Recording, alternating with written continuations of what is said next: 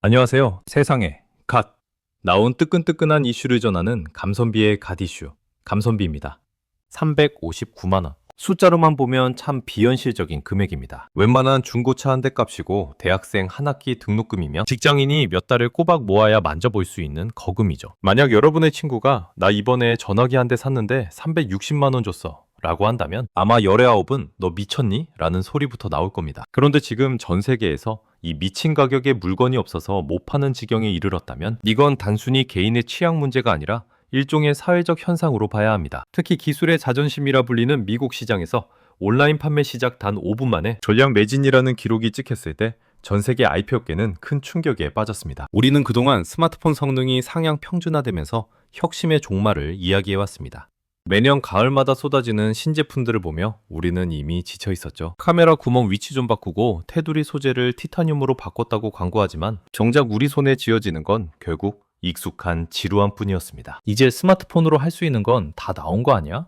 라는 회의론이 팽배해질 무렵 삼성전자가 내놓은 갤럭시 G 트라이폴드는 그 지루한 판을 아예 뒤집어 엎어버렸습니다. 화면을 한 번 접는 것도 모자라 두 번을 굽혀서 3단으로 펼쳐지는 이 기괴하고도 놀라운 공학적 결정체. 처음 공개됐을 때만 해도 세간의 시선은 차가웠습니다. 누가 저렇게 두꺼운 걸 들고 다니겠냐? 접히는 부분이 두 군데면 고장도 두 배로 잘 나겠지? 라는 비아냥이 쏟아졌죠. 하지만 2026년 지금 그 비아냥은 경외심으로 바뀌었습니다. 삼성이 제안한 이 새로운 형태, 즉 폼팩터가 왜 전 세계인들의 지갑을 열게 만들었는지 그 이면을 아주 깊숙이 들여다봐야 합니다.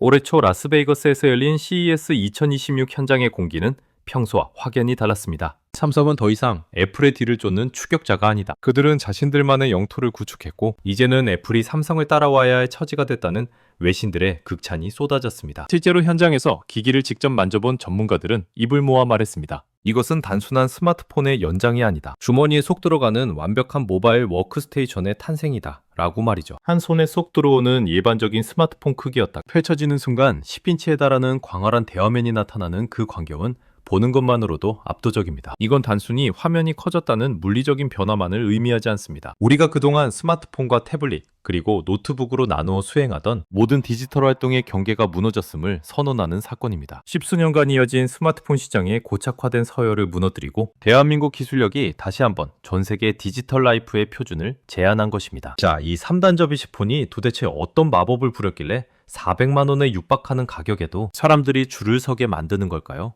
비싸다고 비웃던 사람들의 입을 단숨에 다물게 만든 삼성만의 외계인 고문 기술은 과연 무엇일까요? 단순히 비싼 가전제품 하나 잘 팔렸다는 이야기가 아닙니다. 글로벌 기술 전쟁의 최전선에서 들려오는 우리 기업의 승전보, 그리고 그 속에 담긴 치열한 생존 전략을 지금 바로 확인해 보시죠. 본격적으로 이 359만 원짜리 괴물폰의 속살을 한번 파헤쳐 보겠습니다. 단순히 화면이 두 번 접힌다고 해서 사람들이 지갑을 여는 건 아니거든요. 진짜 소름 돋는 포인트는 이 얇은 기계 안에 어떻게 노트북 한 대 분량의 기술을 다 때려 넣었느냐는 겁니다. 이건 단순히 공학의 승리가 아니라 거의 예술의 경지에 가깝습니다. 가장 먼저 우리를 놀라게 하는 건 디스플레이의 마법입니다. 다 펼쳤을 때 무려 10인치, 정확히는 253mm의 광활한 대화면이 나타납니다. 여러분이 카페에서 흔히 보시는 아이패드 에어나 웬만한 태블릿 메인 모델과 맞먹는 크기죠. 그런데 여기서 삼성의 저력이 나옵니다. 이렇게 커다란 화면을 가졌으면서도 다 접었을 때 두께는 고작 12.9mm에 불과합니다. 감이 잘 안 오시나요?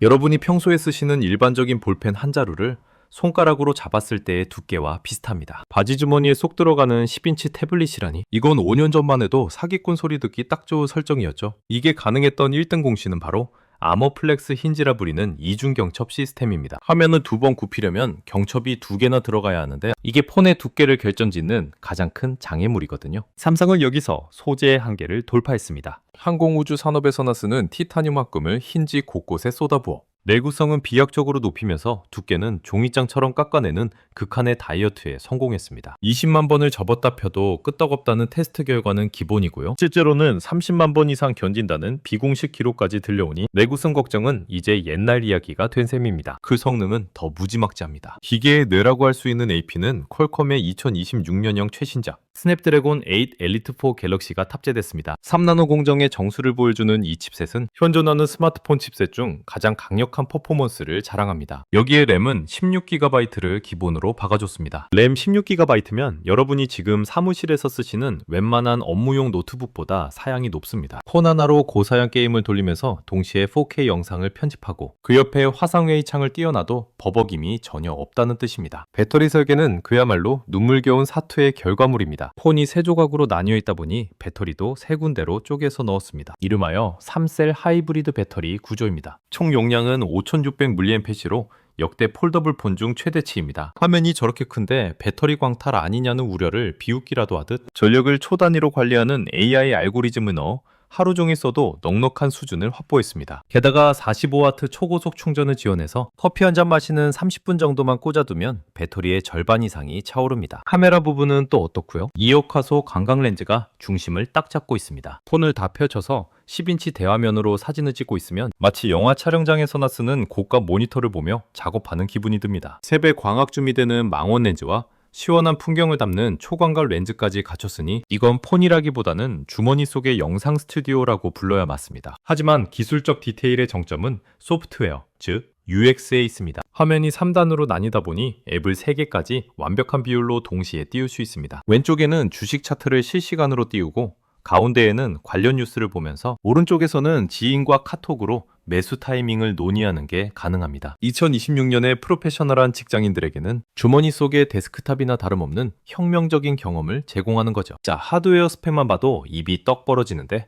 세상에 공짜는 없습니다. 이 완벽해 보이는 기계 뒤에는 삼성이 감내해야 했던 뼈아픈 갈등과 엄청난 리스크가 숨겨져 있었습니다. 도대체 왜 삼성은 이런 무리수에 가까운 도전을 멈추지 않았던 걸까요? 그 숨막히는 전쟁의 서막으로 넘어가 보겠습니다. 이렇게 화려한 기술의 잔치가 열리기 전까지 삼성 내부의 분위기는 사실 축제와는 거리가 멀었습니다. 오히려 침몰하는 배를 구하기 위한 마지막 사투에 가까웠죠. 359만 원이라는 가격표가 처음 유출되었을 때 삼성 내부 게시판조차 이게 정말 팔릴 거라고 생각하느냐는 회의적인 목소리가 적지 않았습니다. 개면진 입장에서도 이건 뭐 아니면 도 수준이 아니라 회사 전체의 프리미엄 이미지를 걸고 벌이는 단판 승부였거든요. 가장 큰 갈등은 역시 돈이었습니다. 여러분, 이 3단 폴더블 폰 하나를 만들기 위해 들어가는 부품 원가가 일반 스마트폰의 거의 3배에 육박합니다. 화면을 2번 접으려면 들어가는 전용 OLED 패널 값만 해도 웬만한 최신형 스마트폰 한 대 가격입니다. 여기에 앞서 말씀드린 티타늄 힌지, 3세 배터리, 16GB 램까지 때려 넣으니 원가가 천정부지로 솟구쳤죠. 부품팀에서는 이 가격에 내놓으면 팔 때마다 손해라고 소리를 높였고 마케팅팀에서는 300만 원이 넘으면 소비자들이 쳐다보지도 않을 것이라며 맞섰습니다. 그야말로 사면초가였습니다. 외부의 시선은 더 차가웠습니다. 2025년 말 제품이 공개되기 직전까지 월스트리트를 비롯한 글로벌 경제지들은 삼성의 전략을 위험한 도박으로 규정했습니다. 한 번 접는 폴더블도 대중화가 안 됐는데 2번 접는 게 무슨 의미냐? 삼성은 기술 과시를 위해 시장의 수요를 무시하고 있다는 날선 비판이 쏟아졌죠. 심지어 경쟁사인 애플은 느긋하게 우리는 아직 폴더블을 내놓을 때가 아니다. 완벽하지 않은 기술은 혁신이 아니다라며 삼성의 행보를 간접적으로 비꼬기도 했습니다. 여기에 중국 기업들의 추격은 숨이 막힐 지경이었습니다. 화웨이는 이미 2024년부터 트라이폴드 시제품을 공개하며 세계 최초 타이틀은 우리의 것이라고 큰 소리를 쳤고 실제로 삼성보다 조금 더 싼 가격에 비슷한 형태의 제품을 내놓으며 시장을 선점하려 들었습니다. 삼성은 기술력에서 이미 중국에 추월당했다는 기사들이 쏟아질 때마다 삼성 엔지니어들은 밤잠을 설쳐가며 내구성과 완성도를 다듬어야 했습니다. 내구성 논란도 뼈아픈 갈등 요소였습니다. 시제품 테스트 도중 영하 20도의 혹한에서 화면을 접었을 때 앱정이 깨지는 현상이 발견되자 프로젝트 자체가 중단될 위기에 처하기도 했습니다. 이대로 내놓았다가는 제2의 갤럭시 노트 7 사태가 터질 수도 있다는 공포가 개발실을 지배했죠. 하지만 삼성은 포기하는 대신 정면 돌파를 택했습니다. 힌지의 구조를 처음부터 다시 설계하고 영하 30도에서도 견디는 새로운 폴리머 소재를 개발해냈습니다. 이 과정에서 벌어진 시제품만 수만 대, 들어간 연구비만 수천억 원에 달합니다. 왜 이렇게까지 해야 했을까요? 이유는 명확합니다. 프리미엄 시장에서 애플의 점유율은 60%를 넘어 70%를 향해 가고 있었고 중저가 시장은 중국 브랜드들이 턱밑까지 쫓아온 상황이었습니다. 무난하게 만들어서는 살아남을 수 없다는 절박함이 삼성을 이 미친 도전으로 몰아넣은 겁니다. 단순히 제품 하나를 잘 만드는 게 아니라 삼성이 여전히 세계 최고의 기술력을 가진 기업이라는 것을 증명해내지 못하면 미래는 없다는 위기감이 팽배했습니다. 비난과 우려, 그리고 내부의 치열한 논쟁 끝에 드디어 갤럭시 Z 트라이폴드가 세상에 그 모습을 드러냈습니다. 과연 냉소적이던 시장은 이 359만원짜리 도전장 앞에 어떤 반응을 보였을까요? 모두의 예상을 뒤엎고 역전의 드라마가 시작된 그 현장으로 가보겠습니다. 2026년 1월 삼성의 트라이폴드가 글로벌 시장에 정식으로 풀리던 날 풍경은 그야말로 장관이었죠. 특히 안티 삼성 기조가 강하던 미국 테크 커뮤니티 레딧의 분위기가 180도 바뀐 게 결정적이었습니다. 처음엔 그 돈이면 차라리 아이폰 세대를 사겠다던 사람들이 실제 제품의 얇은 두께와 압도적인 디스플레이 완성도를 확인하자마자 내 지갑을 가져가라며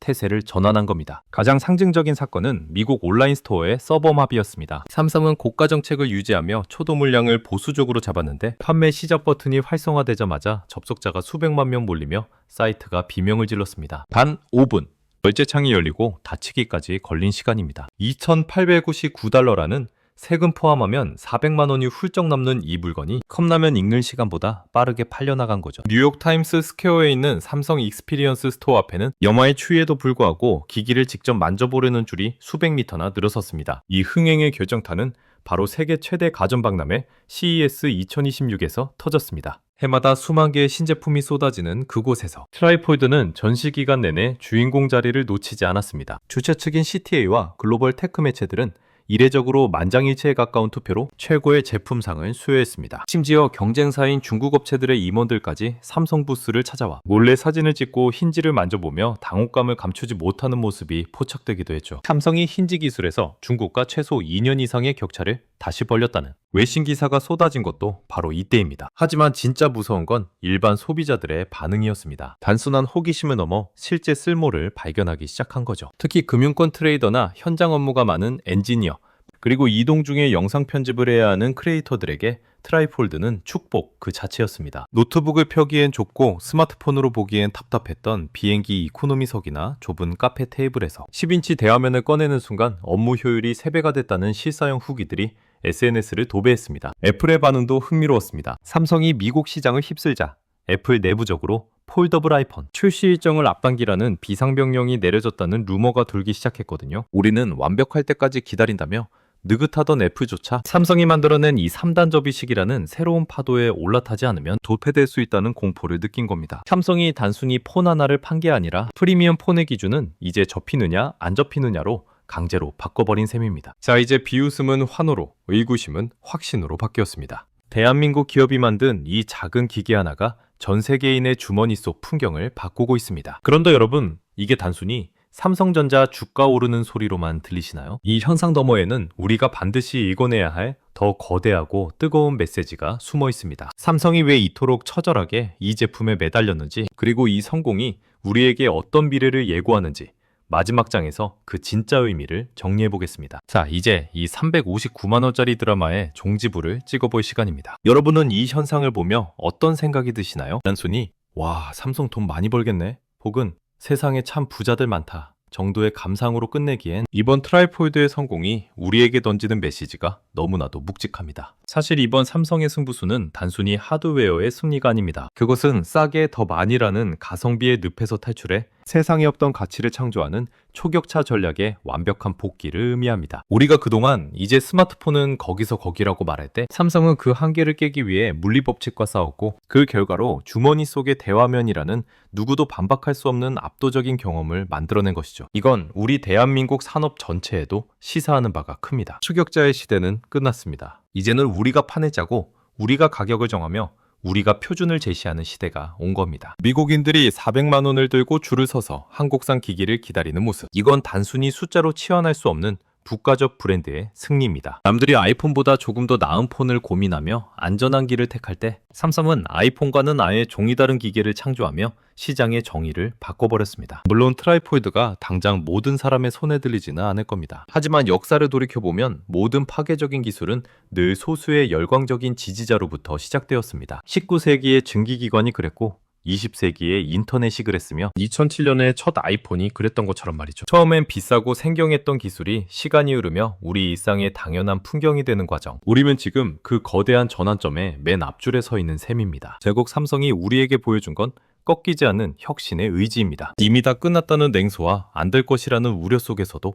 끝내 힌지를 깎고 화면을 구부려낸 그 집요함이 2026년 오늘 전 세계의 극찬을 이끌어낸 동력이었습니다. 여러분의 일상도 마찬가지 아닐까요? 남들이 정해놓은 기준에 맞추는 게 아니라 여러분만의 새로운 폼팩터를 만들어가는 그 도전이 결국 세상을 놀라게 할 결과를 가져올 것이라 믿습니다. 오늘 저 감선비가 준비한 이야기는 여기까지입니다. 숫자로 된 스펙 너머 그 뜨거웠던 기술 전쟁의 뒷이야기가 여러분께 흥미롭게 다가갔길 바랍니다. 과연 여러분의 다음 스마트폰도 접히는 녀석이 될까요? 아니면 여전히 네모난 친구를 고집하시게 될까요? 댓글로 여러분의 생각을 자유롭게 나눠주세요. 이상 세상의 오마이갓 이슈를 전하는 감선비의 갓 이슈 감선비였습니다. 오늘 영상이 유익하셨다면 구독과 좋아요, 알림 설정까지 꼭 부탁드립니다. 여러분의 작은 관심이 세상을 바꾸는 가장 큰 힘입니다. 시청해주셔서 진심으로 감사합니다.